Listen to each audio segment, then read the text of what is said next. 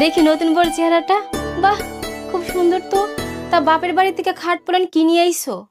কি ব্যাপার মা, শ্বশুর বাড়ি গেলে কি খাট পালং আনতে হয়? আমিও তো শ্বশুর বাড়ি গেলাম, আমার কি বলছো খাট পালং নিয়ে যাইতে?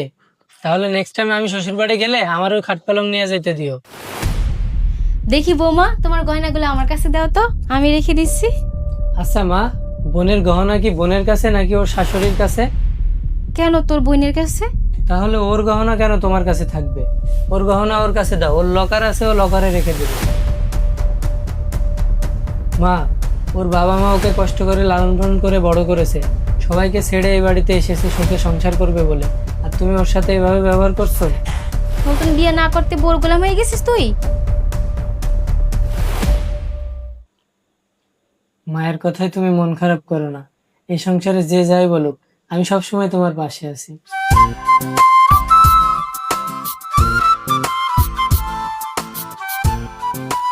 কি ব্যাপার বৌমা, আমার ছেলেমেয়েরা কেউ ওখানে খায় নাই আর তুমি খেতে বসে গেলা?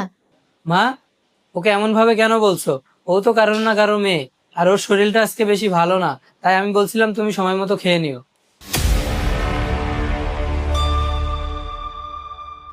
শোনো, মায়ের কথায় তুমি কষ্ট নিও না, তোমার যখন ক্ষুধা লাগবে তুমি নিজের বাড়ি মনে করে খেয়ে নিও।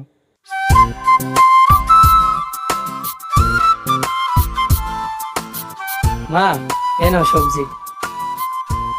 আফরিন, এদিকে আসো তো।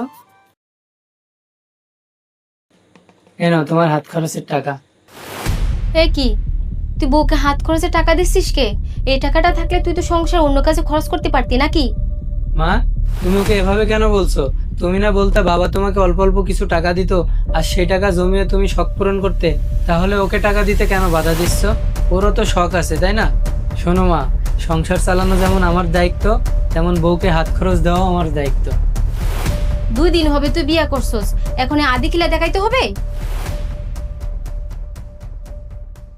এই টাকাটা দিয়ে তুমি হাত খরচ করো, আর যদি কিছু বাঁচে ওই টাকাটা তুমি বাসায় পাঠাই দিও।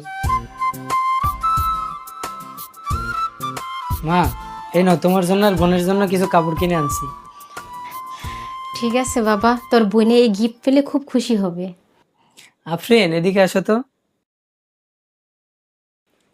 এই নাও তোমার জন্য একটা গিফট আছে।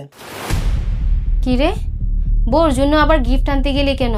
টাকাটা যদি থাকতো সংসারে কতই তো বিপদ আপদ হয়, কাজে লাগাতে পারতি না তুই? মা, এসব তুমি কি বলছো? বোন জামাই যখন বোনকে গিফট করে তখন কি তুমি না করো? গিফট পেলে যেমন আমার বোন খুশি হয় তখন তো তুমিও খুশি হও, তেমনি ওকে যদি মাঝে মধ্যে গিফট করে ও তো খুশি হবে, আর এটা আমার দায়িত্বের ভিতরেই পড়ে মা। যেই পুরুষ তার স্ত্রীকে সাপোর্ট দিয়ে আগলে রাখতে জানে, সেই স্ত্রীর জন্য এই পৃথিবীটা হয়ে ওঠে স্বর্গ সমতুল্য।